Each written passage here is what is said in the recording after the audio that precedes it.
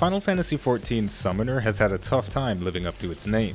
Over the years, it's been battling alongside pint-sized Eggy that are put to shame by their full-sized counterparts. But since the 4.0 Stormblood expansion, it added an additional pet to its roster, and 5.0 Shadowbringers has added another one. Today, I'm going to give my impressions of the 5.0 Summoner. Let's get started.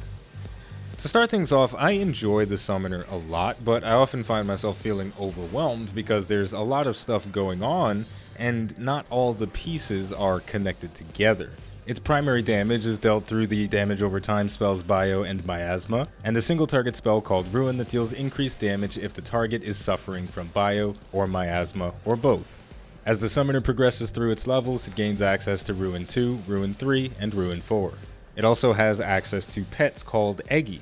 There are 3 Eggy to choose from: Ifrit Eggy for single target damage, Garuda Eggy for area damage, and Titan Eggy is not really used for anything.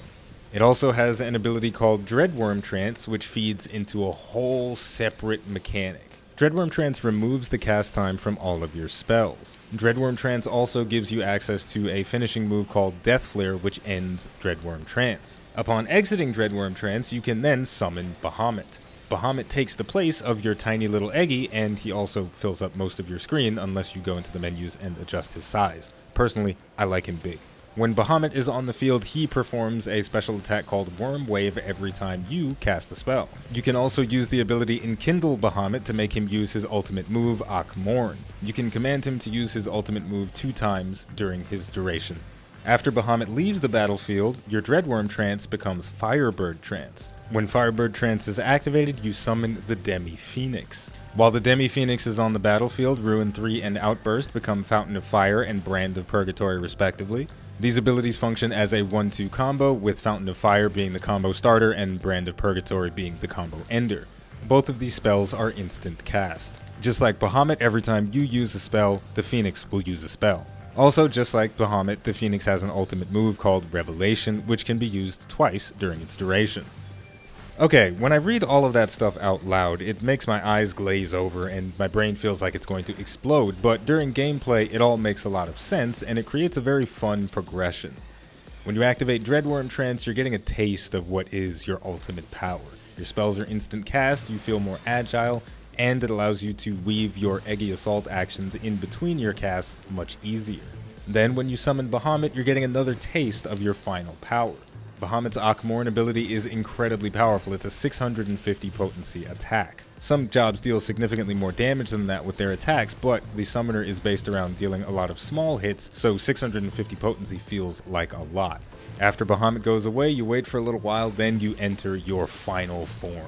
Firebird Trance gives you access to the instant cast spells that you got to experience with Dreadworm Trance, and you get a big summon, the same way you did when you summoned Bahamut.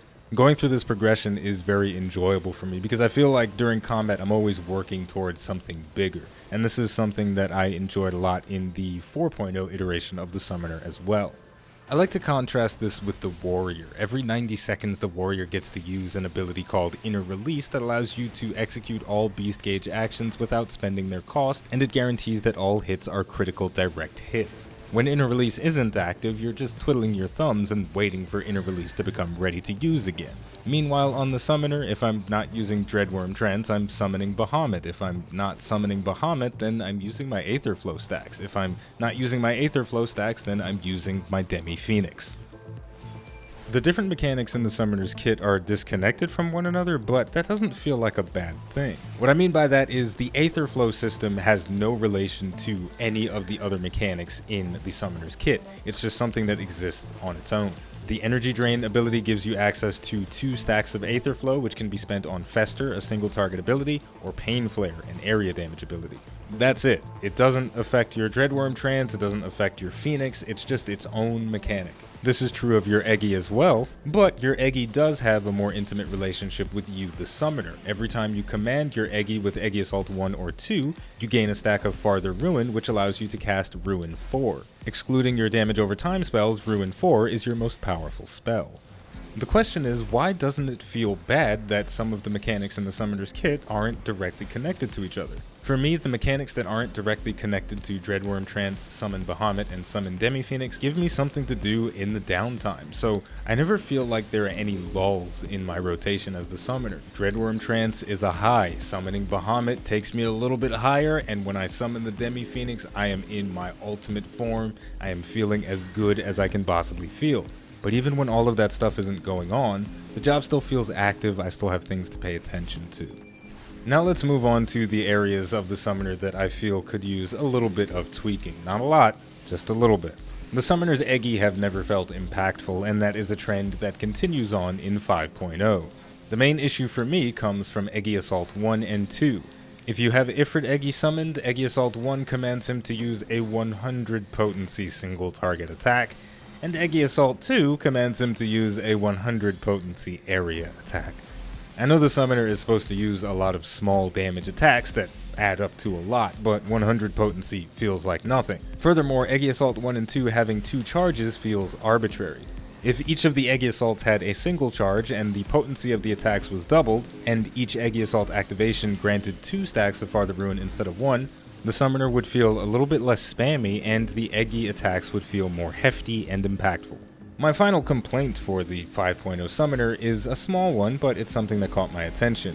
The Demi-Phoenix has an ability called Everlasting Flight. When you summon the Demi-Phoenix, it activates this ability and it gradually restores its own HP and the HP of all nearby party members with a cure potency of 100 for 20 seconds. A cure potency of 100 feels completely negligible, and I don't like having abilities that don't feel like they have an impact on the battle at all. Besides those complaints though, I don't have anything bad to say about the Summoner. I think the 5.0 iteration of the job is very solid. With all of that said, I need to spend more time with the Summoner so I can learn more of its nuances and get better at the rotation. There's a lot going on with the job, and as I said before, it's a very dense and layered cake. On that note though, we are going to wrap things up here, but if you enjoyed this video and you'd like to support the channel more than you already do just by watching, liking, subscribing, and commenting, you can head over to patreon.com/iBluairJgR to become a patron. As always, the name of the game is Final Fantasy XIV, the name of the channel is iBluairJgR. Thank you for watching, and I'll see you next time.